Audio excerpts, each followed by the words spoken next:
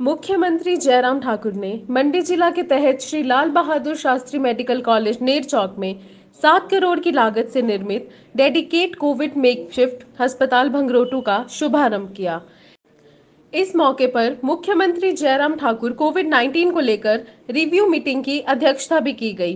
बता दें कि डेडिकेट मेकशिफ्ट कोविड अस्पताल भंगरोटू में 104 ऑक्सीजन युक्त बेड अस्पताल में कोविड के मरीजों के साथ साथ संक्रमित मरीजों के लिए आईसीयू, ऑपरेशन थिएटर और लेबर रूम की भी व्यवस्था है।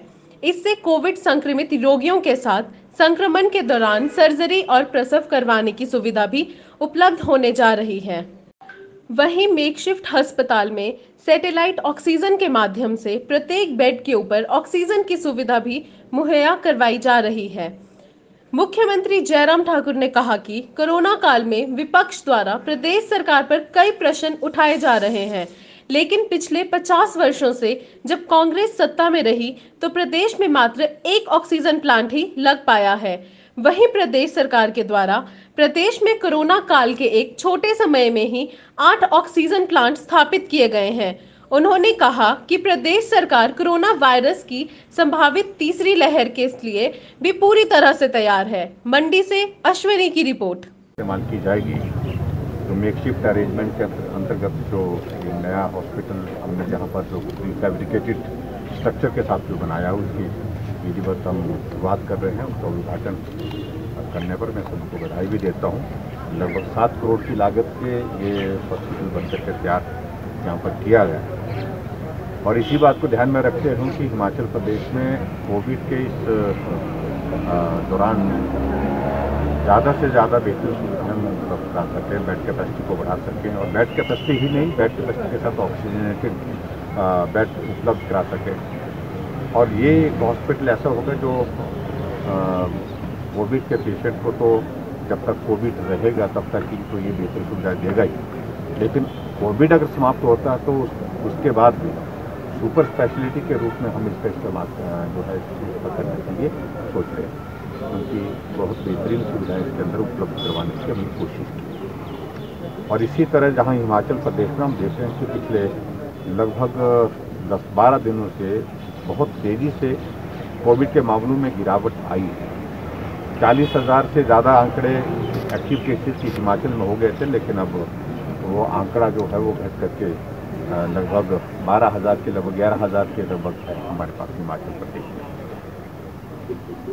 मृत्यु में भी कमी आई है, लेकिन जितनी हम उम्मीद कर रहे थे उतनी अभी तक इसमें थोड़ी सी हमारी वो चिंता का विषय है। और मुझे इस बात को लेकर के संतोष है कि जो इस पीरियड में हमने इंफ्रास्ट्रक्चर को स्ट्रेंथन करने के लिए, चाहे वो बेड कैपेसिटी की बात है, चाहे वो ऑक्सीजन की बात है, चाहे वो और सुविधाओं की बात है, उसमें हिमाचल प्रदेश ने बहुत बेहतरीन से काम किया है। इस बात को मैं कह सकता हूँ कि पूरे उत्तर भारत में हिमाचल एक ऐसा प्रदेश है जब कोविड का कोई पेशेंट अगर हॉस्पिटल आया तो हॉस्पिटल में उसको बेड मिला।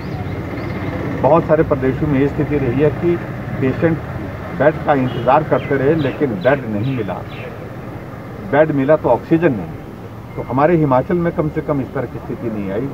बेड यहाँ पर उपलब्ध करवाए गए और बेड के साथ जिस पेशेंट को ऑक्सीजन की ज़रूरत थी, ऑक्सीजन यहाँ पर उपलब्ध कराई। और मैं ये भी कहना चाहता हूँ, जो बहुत ज़्यादा हमारे विपक्ष के लोग बहुत बातें कर रहे हैं, 50 साल तक सत्ता में रहे, एक ऑक्सीजन सेपरेशन यूनिट जो है उनका जो है वो शिमला में लगाया था आईजीएमसी, सिर्फ एक ऑक्सीजन का प्लांट जिसको हम कह सकते हैं। और हमने अभी इस दौरान जो है 8 पीएसए प्लांट हिमाचल प्रदेश में लगाए और लगभग 12 जो है हमारे और जो है पाइपलाइन। हमारी ऑक्सीजन की स्टोरेज कैपेसिटी 25 मीट्रिक टन से ज़्यादा हो गई।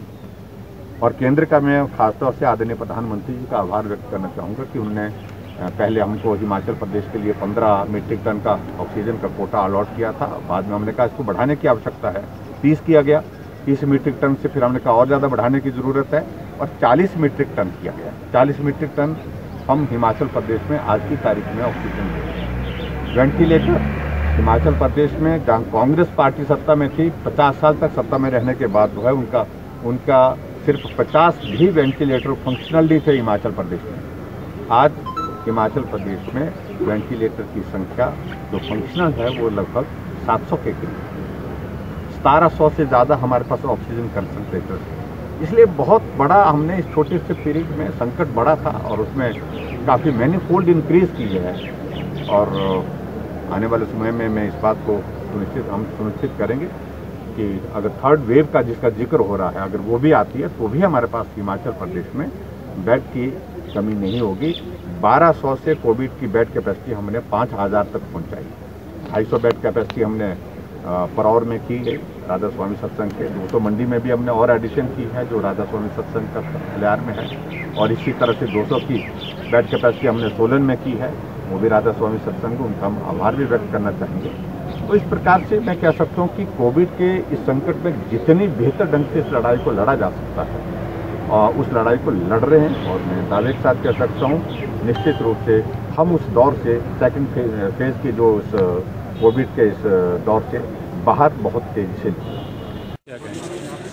डिस्ट्रिक्ट की रिव्यू बैठक हुई है। मेडिकल कॉलेज वालों ने अपना प्रेजेंटेशन अलग से दिया है, डिस्ट्रिक्ट का अलग से हमको दिया गया। उसमें अभी तक जो डेथ हुई है, उसके बाद जो ट्रीट किए गए हैं होम आइसोलेशन में, यहाँ इंस्टीट्यूशन में और हेल्थ इंस्टीट्यूशन में, सारी डिटेल डिस्कशंस हुई हैं।